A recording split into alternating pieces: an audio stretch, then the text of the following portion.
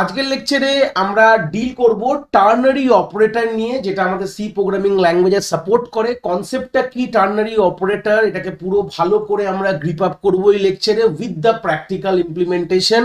আমার এর আগে প্লেলিস্টে, যে আমাদের সি প্রোগ্রামিং এর যে প্লেলিস্টে আমাদের অলরেডি অনেক ধরনের অপারেটরের ভিডিও চলে এসছে, যেরকম unary, arithmetic, relational, logical, bitwise, এবং লাস্ট ভিডিওটা ছিল আমাদের শর্ট হ্যান্ড অপারেটর, এবং আরো অনেক ভিডিওস রয়েছে। যারা এখনো এই কনসেপ্টগুলো ডিল করনি, যারা জানতে চাও, বেসিক্যালি বেসিক থেকে জিনিসটাকে বুঝতে চাও, আমি তোমাদের একটা কথাই বলবো, তোমরা এই প্লেলিস্টটাকে ভিজিট করো, যেটা আমি আই বাটনে এই ভিডিও প্রোভাইড করে দেবো। তোমরা ওখান থেকে জিনিসটাকে ডিল আপ করো এবং জিনিসটাকে খুব সুন্দর করে তোমরা একে একে জিনিসটাকে ডিল করতে করতে এগিয়ে চলো। এবার আমরা প্রথমে ডিল করব টার্নারি অপারেটরের বেসিক আইডিয়াটা কি বলছে, তার সিনট্যাক্সটা প্রথমে আমরা প্রপারলি এই লেকচারে ফার্স্টে আমরা দেখব যে কি বলতে চেয়েছে সিনট্যাক্সের ব্যাপারটা। তো সিনট্যাক্সটা তোমরা স্ক্রিনে দেখতে পাচ্ছ। আর এটা টার্নারি কেন বলা হয়, টার্নারি কথাটার মানে কিন্তু তিনটে। বাংলা ভাষায় যখন তুমি টার্নারিকে ডিল করবে তার মানে হচ্ছে থ্রি। এবার কি বোঝাচ্ছে, এবার সেই জিনিসটাকে বুঝবো। টার্নারি অপারেটরের সিনট্যাক্সটা নিচে দেখতে পাচ্ছ, যেখানে তোমার প্রথমে একটা আমরা কন্ডিশন দিচ্ছি by using relational operator. Relational operator use করে একটা কন্ডিশন দেবো, এবং সে কন্ডিশনটা যদি ট্রু হয় তাহলে এক্সপ্রেশন ওয়ানের দিকে যাবে, আর না হলে এক্সপ্রেশন টু এর দিকে যাবে। তার মানে গল্পটা কি, আমি আরো ক্লিয়ার করে বলছি। কন্ডিশন যেটা আমি দেবো এই ব্র্যাকেটটার মধ্যে, সেটা যদি ট্রু হয়, মানে যদি ট্রু হয়ে যায়, তাহলে প্রথম এক্সপ্রেশনের ভ্যালুটা এই ভেরিয়েবলে অ্যাসাইন হয়ে যাবে, বা যদি কোনো প্রিন্টিং গল্প থাকে প্রিন্ট হয়ে যাবে। ঠিক আছে। আর যদি ধরে নাও তোমার কন্ডিশনটা ফলস হয়ে যায়, তাহলে কি হবে, এক্সপ্রেশন টু এর যে ভ্যালুটা সেটা তোমার এই ভেরিয়েবলে অ্যাসাইন হয়ে যাবে, বা যদি কোনো প্রিন্টিং স্টেটমেন্ট থাকে ওটা প্রিন্ট করে দেবে আউটপুট স্ক্রিনে। এইটা হচ্ছে তোমার বেসিক্যালি গল্প, হচ্ছে তোমার টার্নারি। তিনটে সেগমেন্ট থাকে, দেখো এটা ওয়ান, সেগমেন্ট ওয়ান, এটা সেগমেন্ট টু, এটা আমাদের সেগমেন্ট থ্রি। এটার একটা গল্প আমি বলে দিই, পরবর্তীকালে আমরা যখন কন্ডিশনাল স্টেটমেন্ট পড়বো, ইফ এলস ইফ, এটারই শর্ট ভার্সন তোমরা বলতে পারো। ঠিক আছে, এটাকেই বলা হয় শর্ট ভার্সন, যেখানে টার্নারি অপারেটর তিনটে সেগমেন্ট থাকে, যেখানে কোশ্চেন মার্কটা বিলং করছে যে তোমার কন্ডিশনের ভ্যালুটা, তোমার কন্ডিশনের যেরকম ধরনের ভ্যালু হবে সেই ইন্ডিকেশন করবে কোন এক্সপ্রেশনটা এক্সিকিউট করবে। যদি এটা ট্রু হয় তাহলে তোমার ফার্স্ট এক্সপ্রেশন, তুমি এখানে যা লেখো, যেই ভ্যালুটাই এখানে প্রোভাইড করছো বা কোনো প্রিন্টিং স্টেটমেন্ট দিচ্ছ, সেটা এক্সিকিউট হবে। ভ্যালু থাকলে এখানে ভেরিয়েবলে অ্যাসাইন হয়ে গেল। আর যদি ফলস হয় তাহলে এক্সপ্রেশন টু, এখানে যদি কোনো ভ্যালু থাকে সেটা তোমার এই ভেরিয়েবলে অ্যাসাইন হয়ে যাবে। গল্পটা এরকম ভাবে বলছি, বাট আমার মনে হয় তোমরা জিনিসটাকে এক্সাম্পল দিয়ে বললে জিনিসটা তোমরা আরো বুঝতে পারবে। তো তলায় আমি একটা এক্সাম্পল রাখবো, চিন্তার বিষয় নেই। তার আগে একটা কথা বলবো, এই যে কন্ডিশনটা আমরা কি দিয়ে দেবো, রিলেশনাল অপারেটর দিয়ে। তো এবার গল্পটা বলে দিই, যদি তোমাদের রিলেশনাল অপারেটরের আইডিয়া যদি ক্লিয়ার না হয়, তাহলে আমাদের অলরেডি প্লেলিস্টে তো প্রোভাইড আছেই, প্লাস আমি এই ভিডিওর আই বাটনে প্রোভাইড করে দিয়েছি, তোমরা হয়তো দেখতে পাচ্ছ এখানে। তো সেখান থেকে তোমরা এই রিলেশনাল অপারেটরের ভিডিওটা যদি মনে হয় এখনো জানো না কত ধরনের রিলেশনাল অপারেটর আছে, কিভাবে ডিল করে, তার বেসিক ওয়ার্কিং আইডিয়া কি আছে, তোমরা ওখান থেকে গিয়ে একবার দেখে নিতে পারো। তো চলে আসি, একবার আমরা এক্সাম্পলটা একবার দেখবো এই ব্যাপারে। এক্সাম্পল দেখানোর আগে আমি ধরে নাও কিছু একটি ভেরিয়েবলস কিছু ইনিশিয়ালাইজ করছি। ধরে নাও এম এর ভ্যালু 10 আছে, এন এর ভ্যালু 20 আছে, সেরকম এক্স এর ভ্যালু ধরে নাও 15 আছে, আর ওয়াইটা নর্মালি আমি রাখলাম। তাহলে ওয়াই নর্মাল মানে ওয়াইতেই আমাদের অ্যাকচুয়ালি অ্যান্সার রেজাল্টটা স্টোর হবে। তাহলে আমি এরকম লিখলাম, y ইজ ইকুয়াল টু, ব্র্যাকেটের মধ্যে ব্র্যাকেটটা দিতে হবে, ফার্স্ট ব্র্যাকেট, কন্ডিশনটা সবসময় ফার্স্ট ব্র্যাকেটে দেবে।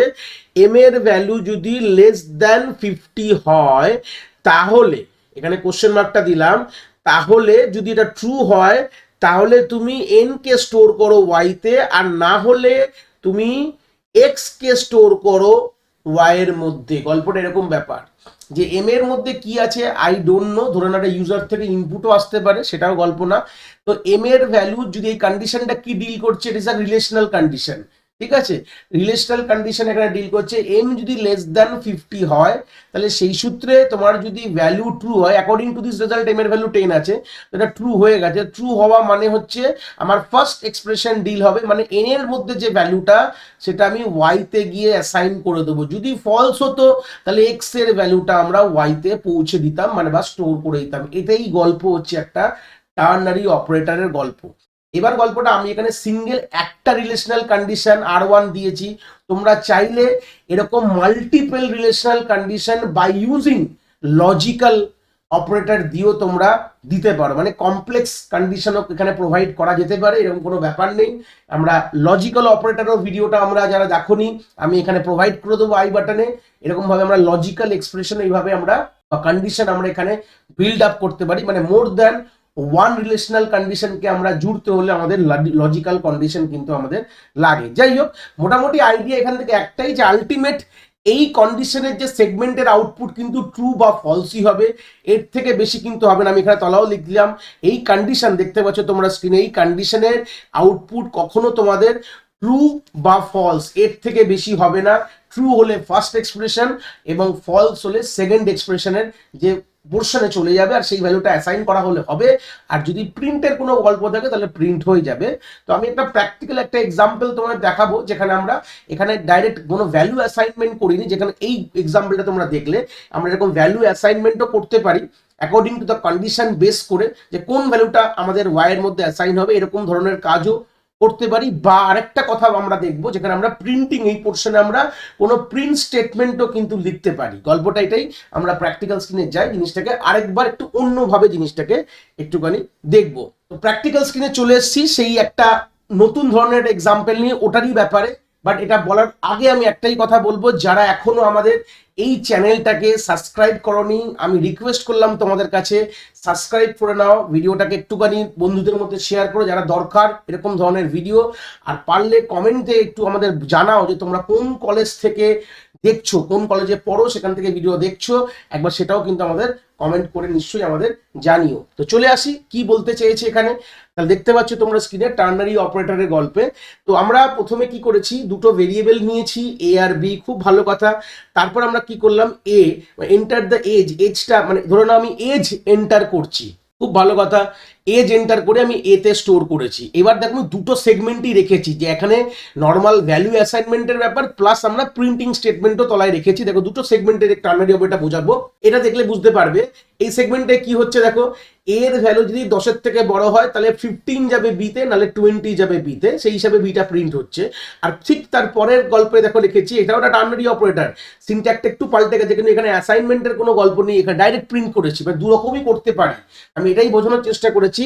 অ্যাকচুয়ালি টার্নারি অপারেটরে ভ্যালু অ্যাসাইন হওয়া উচিত, যে সিনট্যাক্সটা আমি প্রোভাইড করেছি, বাট এটাকে একটু ম্যানুপুলেটও করতে পারো তোমরা, এইভাবে জিনিসটাকে ম্যানুপুলেটও করতে পারো, কোনো অসুবিধা নেই।